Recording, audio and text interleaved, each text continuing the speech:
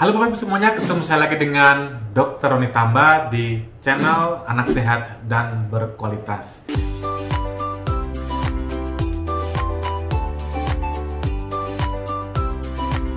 Kali ini kita akan membawakan satu materi, tapi materinya berupa judul kolesterol tidak baik buatmu, tapi baik buatku. Buatku ini artinya untuk anak-anak atau untuk bayi. Buatmu ini artinya untuk dewasa. Jadi saya ingin menekankan sesuatu yang kita rasa tidak baik buat diri kita sebagai orang dewasa bisa baik buat bayi dan anak-anak kita. Apa-apa saja sih yang ingin saya jelaskan di sini?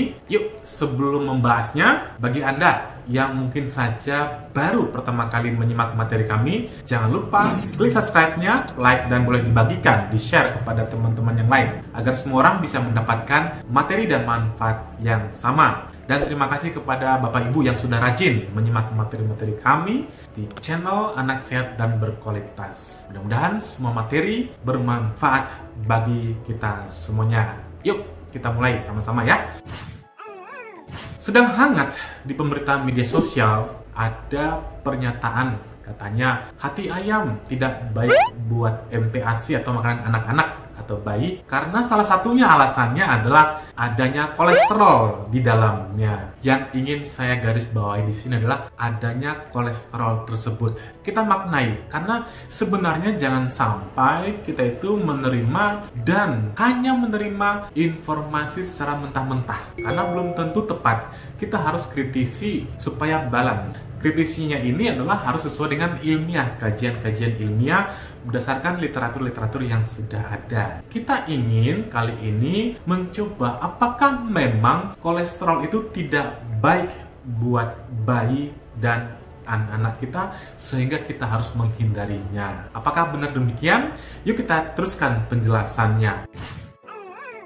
Memang kolesterol secara berlebihan, terutama untuk kita yang dewasa ini, akan memberikan dampak atau efek negatif pada kesehatan kita. Kita tahu merupakan suatu hal yang tidak baik apabila kolesterol berlebihan. Kolesterol berlebihan itu bisa akan mengakibatkan yang namanya sumbatan pada pembuluh darah. Kalau terjadi sumbatan pada pembuluh darah, tentu akan mengurangi namanya oksigenasi atau pengiriman delivered daripada bahan-bahan makanan. Yang paling sering komplikasi yang serius pada kita adalah jika sumbatan tersebut ada di pembuluh darah koroner atau pembuluh darah jantung sehingga mengakibatkan serangan jantung. Atau juga apabila terjadi sumbatan pada pembuluh darah otak mengakibatkan stroke.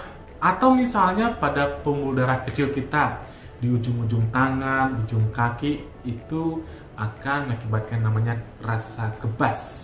Bisa juga terjadi batu empedu. Jadi ini adalah kelainan atau efek samping negatif yang paling sering kita dapatkan terkait dengan kolesterol ini. Ini untuk kita yang dewasa. Ternyata banyak literatur mengatakan hal ini berbeda pada anak-anak dalam 1000 hari pertama kehidupan. Yaitu kita ambillah sejak lahir, yaitu usia 0 sampai 2 tahun. Apa alasan logisnya sehingga memang lemak atau kolesterol ini sangat penting justru bagi bayi dan anak kita? Yuk kita mulai pelan-pelan mendengarkan penjelasan ini. Tahukah Anda bahwa 50% sumber kalori pada ASI ini ya, 0 sampai 6 bulan kan ASI eksklusif. Tentu si bayi kita itu sangat tergantung pada ASI. Tahukah Anda bahwa 50% kalorinya pada ASI itu didapat dari lemak? Lihat pada yang kanan, 50% of energy itu dapatnya dari fat, lemak. Kita lihat di sini, apa sih komposisi dari ASI itu? 87% merupakan air, jelas lah ya. Pada makronutrisinya, laktosa 7%, lemak 4%, protein 1%. Nah, jadi kalau kita ambil itu kurang lebih 12% itu, 12-13% itu merupakan makronutrisi. Tapi coba kita lihat, Laktosa dan protein 1 gramnya itu menghasilkan yang namanya 4 kalori. Jadi kalau misalnya 8 dikali 4 itu 32 kalori. Sedangkan 1 gram lemak itu menghasilkan 9 kalori. Jadi 4 kali 9 sama dengan 36. Jadi artinya 8 gram karbohidrat dan juga protein sama dengan 4 gram lemaknya. Jumlah kalori yang dihasilkan, artinya 50% memang kalori yang dihasilkan dari ASI itu bersumber dari lemak. Artinya perannya lemak ini sangat luar biasa pada pemenuhan kalori bayi-bayi kita, khususnya di bawah 6 bulan karena ASI eksklusif. Kita lihat lagi, tahukah Anda pada bayi, khususnya bayi-bayi di bawah 10 kg, metabolisme otaknya itu menggunakan 50% dari total asupan kalorinya. Coba kita lihat di sebelah kanan. Seluruh organ-organ tubuh tentunya akan memakai yang namanya kalori untuk metabolismenya. Tetapi, lihat ini, otak itu menggunakan lebih dari 50% saat awal, dan beratnya saat 10 kilo itu masih menggunakan kurang lebih 50% total kalori tubuh itu untuk metabolisme otaknya. Artinya tubuh si anak itu, khususnya otaknya, sangat membutuhkan kalori ini. Sampai dia berat badannya 20 kilo, dia masih butuh yang namanya 25-40% total kalori tubuh untuk metabolismenya. Artinya memang otak si bayi ini sangat butuh kalori. Di bawah usia 6 bulan ASI eksklusif, kalorinya dapatnya dari mana? Dari lemak yang terutama 50%. Berarti dua alasan ini menyimpulkan bahwa lemak itu sangat penting buat bayi-bayi kita, khususnya untuk pertumbuhan dari metabolisme otaknya. Jadi bisa dibayangkan kalau misal lemaknya kurang, apa yang terjadi pada otaknya. Kita lihat lagi, tahukah Anda bahwa lemak yang tadi itu bukan semata-mata sebagai sumber kalori? Tadi kan dua alasan pertama itu oke, sumber kalori. Tetapi lemak tadi, khususnya asal lemak esensial, yaitu AA dan DHA, sangat penting banget nih untuk perkembangan otak dan juga penglihatan retina. Kita lihat manfaat dari lemak tadi ya, source of energy ya, sumber tadi kalorinya, yes. Nah ini juga untuk penyerapan vitamin-vitamin yang memang hanya bisa diserap dengan adanya lemak, vitamin A, D, E, K. Nah ada lagi nih sebagai sumber asam lemak esensial. Contohnya AA dan DHA ini penting banget tadi untuk perkembangan otak, brain development dan functionnya, serta retinanya. Jadi lemak itu bukan hanya sumber kalori tapi juga untuk perkembangan otak bayi tersebut, juga penglihatannya. Betapa dahsyatnya fungsinya. Berikutnya, tahukah Anda saat usia anak 2 tahun, artinya setelah selesai 1000 hari pertama kehidupannya, otaknya sudah tumbuh sampai 80% atau kurang lebih 3 kali dari berat saat lahir. Kita lihat nih, otak bayi saat lahir kurang lebih 400 gram. Setelah dia 2 tahun, naik menjadi kurang lebih 1200 gram. Berarti kurang lebih 3 kali lipat, cepat sekali. Artinya sudah terbentuk 80%. Kalau sudah selesai 2 tahun berarti kan tinggal 20%. Sangat sedikit yang kita tambahkan. Maka tidak berlebihan dikatakan bahwa 1000 hari pertama kehidupan bayi kita merupakan golden period, periode kritis yang sangat sulit kita ubah jika terdapat ketertinggalan atau gangguannya. Kita teruskan. Demikian juga dengan saat MPASI, saat bayi itu mendapatkan makan pendamping ASI. Yang namanya MPASI merupakan keterusan atau komposisinya itu harus menyesuaikan dengan ASI.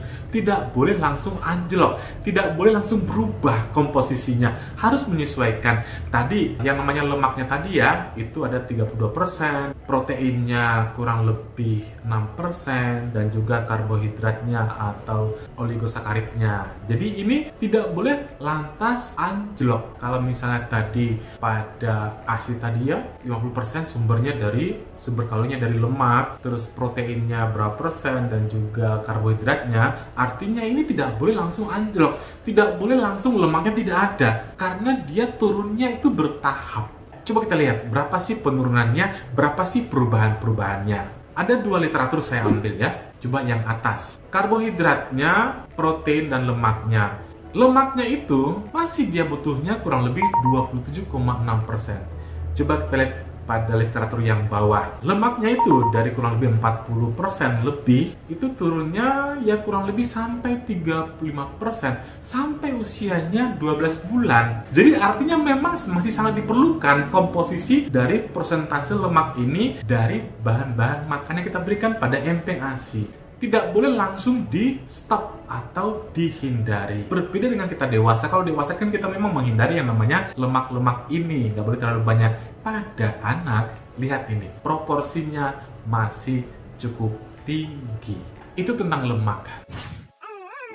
Lemak itu ada yang namanya metabolitnya bernama kolesterol. Ternyata kolesterol ini sangat penting dan tinggi jumlahnya dalam ASI. Itu kurang lebih antara 90 sampai 150 mg per liter. Sedangkan dalam susu formula itu sangat rendah, kurang lebih 15 sampai 50 mg per liter. Nah, ini biasanya tinggi kalau misalnya dia ditambahkan di suplementasi. Artinya, kenapa sih? Mungkin ada bertanya-tanya, kenapa tinggi banget nih kolesterol pada ASI? Ada alasan. Coba kita lihat. Ternyata sebagai metabolit dari lemak, kolesterol ini ada banyak manfaatnya. Di antaranya adalah sebagai struktur elemen sel, komponen penghasil hormon steroid, dan juga vitamin D. Dan yang ini, kita lihat nih pada otak nih. Dan yang lebih penting adalah untuk mendukung perkembangan dan mielinisasi dari sel otak. Mari kita lihat. Ini satu sel otak. Ada yang namanya badan sel, ada yang namanya akson. Nanti sinyal dari kelistrikan otak itu dari badan sel ke akson, terus ke badan sel berikutnya, ke akson,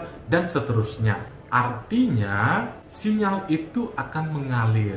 Dengan adanya di akson itu ada yang namanya mielin. Dengan adanya mielin ini, maka sinyal atau kelistrikan otak itu lebih cepat. Dia akan loncat-loncat dari mielin satu ke mielin yang lain. Jadi dia lebih cepat dibandingkan dengan aliran normalnya. Itu fungsi dari mielinnya. Dengan cepatnya kelistrikan atau sinyal itu, maka orang itu berpikir cepat, tidak lolak gitu loh. Ini fungsi dari mielin tadi. Kita lihat, ternyata mielin tersebut banyak komposisinya terdiri dari kolesterol.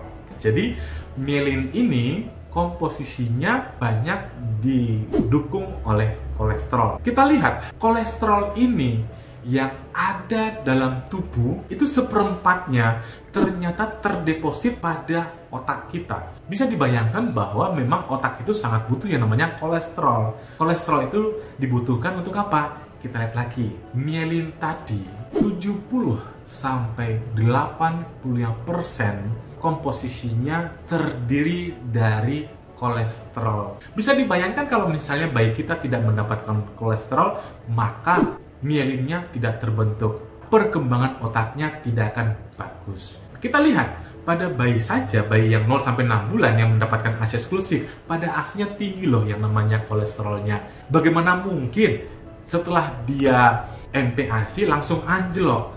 Sedangkan kita tahu tadi bahwa perkembangan otak anak itu sampai 2 tahun masih terus berlangsung, sehingga dia mencapai 80% pada saat 2 tahun. Bagaimana pembentukan mielinnya kalau misalnya kolesterolnya terganggu? Bisa dibayangkan otaknya akan seperti apa. Mungkin orang tua banyak yang bertanya, ya seperti yang dikatakan pada medsos tadi, nanti kolesterol si anak itu akan tinggi pada saat dewasa, itu akan membuat penyakit jantung, penyakit ini akibat kolesterolnya. Ternyata tidak demikian. Ada satu hipotesis yang mengatakan bahwa tingginya kolesterol saat bayi, entah itu dari ASI dan MPASI, tidak serta-merta nanti setelah dewasa kolesterolnya tinggi. Teori tersebut namanya nutritional programming. Lewat mana? Ternyata kolesterol yang tinggi pada ASI itu akan menurunkan kadar HMG-CoA. Ya, dengan turunnya kadar HMG-CoA ini, maka akan menurunkan yang namanya sintesis kolesterol endogen, sehingga dia sifatnya protektif, sehingga kemudian pada waktu dewasa dia tidak serta-merta menjadi berpenyakit kolesterol yang tinggi. Sebaliknya, pada susu formula, kadar HMG-CoA ini sangat tinggi, jadi tidak bisa meredam sintesis kolesterol endogen tadi. Jadi berbeda Bapak Ibu semuanya. Mungkin banyak perdebatan terhadap teori ini, tapi hampir semua literatur mengatakan bayi-bayi yang ASI protektif terhadap penyakit-penyakit karena metabolik di kemudian hari saat dewasa, termasuk kolesterol, penyakit jantung, diabetes, dan lain sebagainya. Ini alasan. Jadi, bagaimana kolesterol pada bayi dan anak itu berbeda dengan dewasa? Kesimpulannya adalah anak atau bayi itu bukanlah miniatur dari dewasa. Bukan misalnya dewasa kebutuhan kolesterolnya tinggi, maka karena dia anak-anak, maka kolesterolnya itu dikurangi karena memang masih kecil. Bukan demikian. Ada satu hal pada bayi dan anak yang tidak dimiliki oleh dewasa, yaitu bertumbuh dan berkembang, khususnya pertumbuhan dan perkembangan otak. Mudah-mudahan materi ini bermanfaat bagi kita semuanya. Salam sehat Bapak Ibu semuanya. Dadah.